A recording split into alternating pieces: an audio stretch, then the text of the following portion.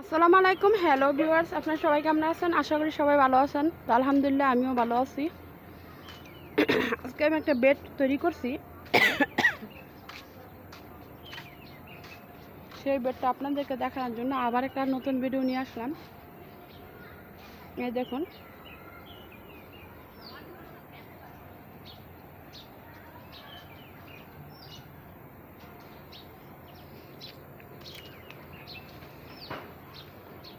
এখানে কাঠ দিয়ে এই যে কিছু লট আছিল, লটগুলো আমি একটু বাঁকা বাঁকা করে দিয়ে দুটা কাঠ বেঁধে নিছি।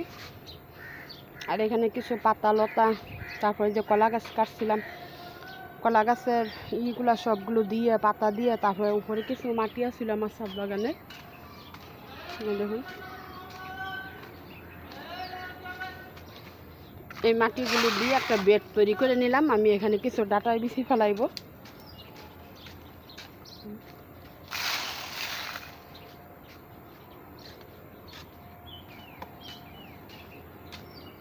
ছাদ বাগান ঝাড়ু দিয়ে যত আবর্জনা আছে সব কিছু নিয়ে আমি ওইখানে দিয়ে একটা বেড তৈরি করতেছি।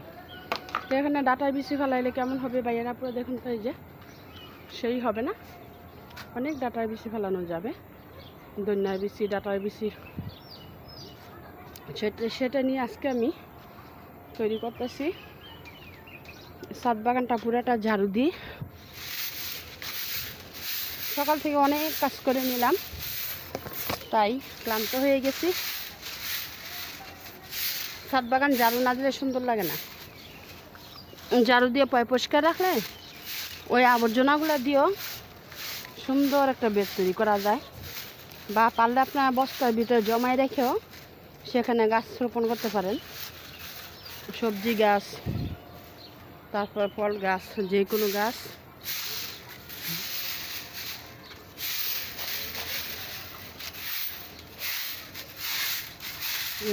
ছাদটাও পরিষ্কার থাকলো, বেডটাও তৈরি হলো। মাটি বানানো অনেক সমস্যা, মাটি পাওয়া অনেক সমস্যা, তাই মাটিটা তৈরি করে নিতে হয় ময়লা আবর্জনা দিয়ে। এগুলো পচিয়ে একটা সার হয়, আবার সুন্দর সবজিও হয়। নিজের কাজও নিজের করা হয়, পরিষ্কার পরিচ্ছন্নতাও থাকা হয়, সব কিছুই করা যায়।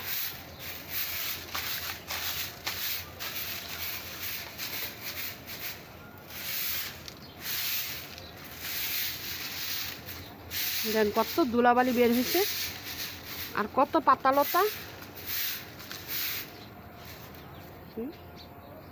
কত পাতালতা দিয়ে আমি একটা বেড তৈরি করতেছি। নিজের কাজ নিজে করেই ভালো, সব কিছু পরিষ্কার পরিচ্ছন্নতাও থাকে, আবার বুদ্ধি খাটিয়ে এই ময়লা আবর্জনা দিয়েও একটা মাটি তৈরি হয়ে যায়। ঢাকার ভিতরে মাটি পাওয়া বিশাল কঠিন ব্যাপার। দেখুন, আপনি পিওর মাটিটা সহজে পান না, অথচ আবি জাবি দিয়ে, পাতালতা দিয়ে গাছ তৈরি করা যায়।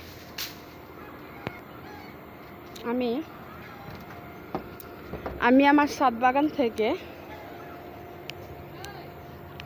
এই দেখুন, এই যে কলা পাতা ছিল, তারপর আনাচে কানাচে যে পাতালতা আছে সবগুলো দিয়ে এই যে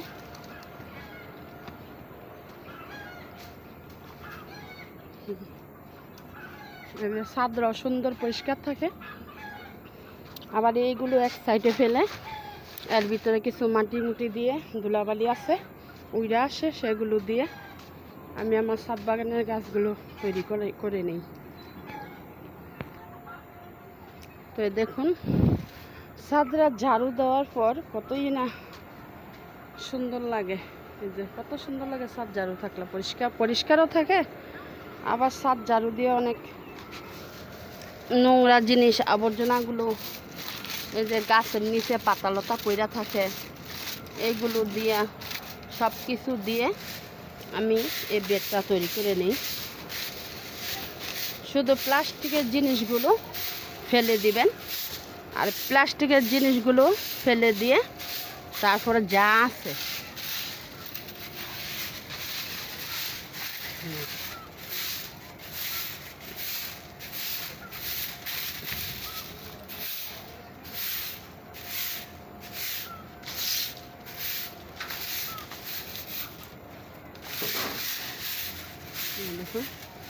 গাছের নিচে পাতা পইরার জন্য থাকে, আর সেগুলো ঝাড়ু দিয়ে উঠিয়ে তারপর বেডটা মাটি তৈরি করা যায়।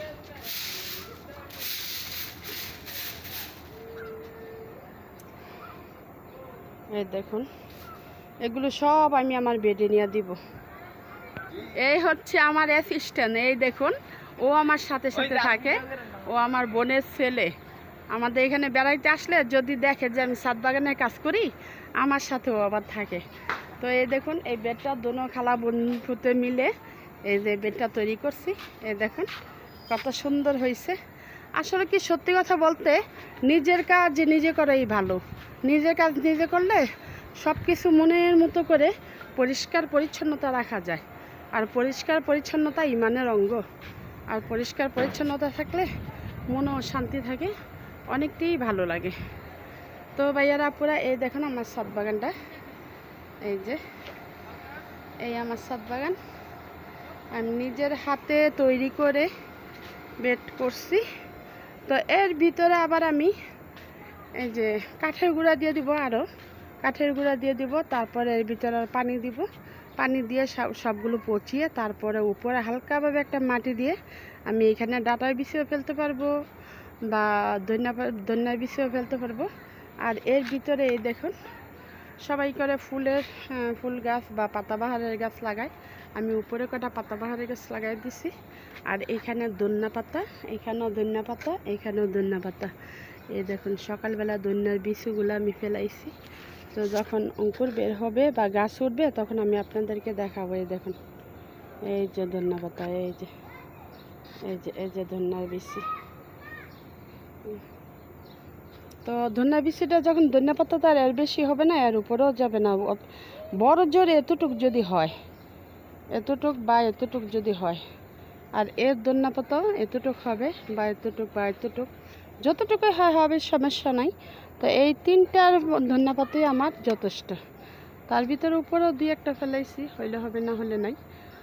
পাতাগুলো আছে খয়েরি আর সবুজ, তার ভিতরে যদি ধনিয়া পাতাটা আরও সুন্দর লাগবে।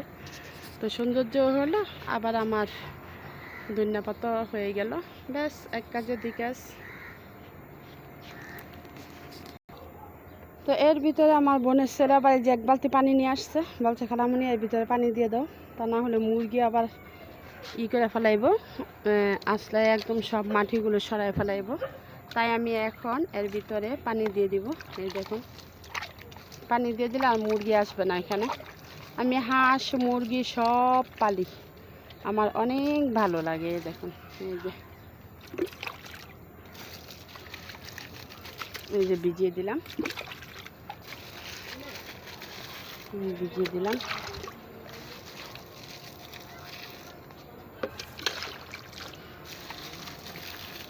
এই যে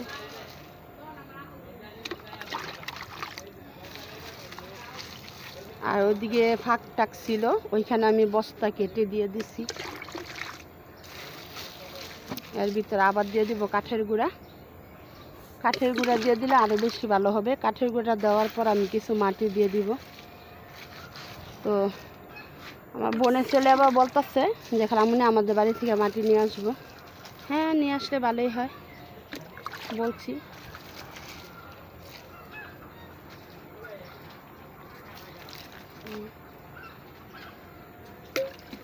এই যে দিয়ে দিলাম পানি, যাতে মুরগি আসলে সরাইতে না পারে। আমার পেঁপে গাছটা, পেঁপে গাছটা পানি দিয়ে দিলাম। ভাইয়ার আপুরা কেমন হলো? এই যে আমার আমের মুকুল চলে আসছে, দেখুন কত বড় বড় আমের মুকুল, মাশাআল্লাহ দিলে পুরাটা গাছ আসে, যখন আসে মুকুল তখন আরও বেশি ভালো লাগবে। একটা ডালার ভিতরে দেখেন মাশাআল্লাহ দিলে কতগুলো মুকুল আসছে।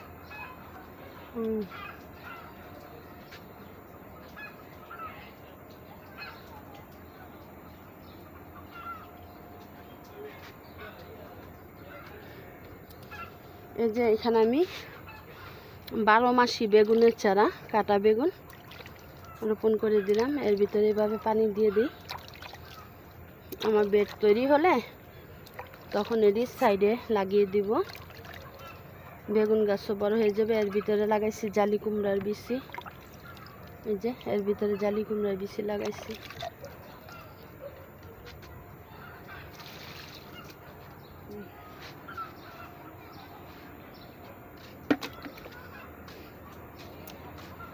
তো ভাইয়ারা আপুরা, আজকে আমার ছাদ বাগানের কাজগুলো সেরে নিলাম। এই দেখুন কেমন হলো, এই যে দেখুন। তো আজকের জন্য এখানে রেখে দিলাম। ওকে, সবাই ভালো থাকবেন। আল্লাহ হাফেজ।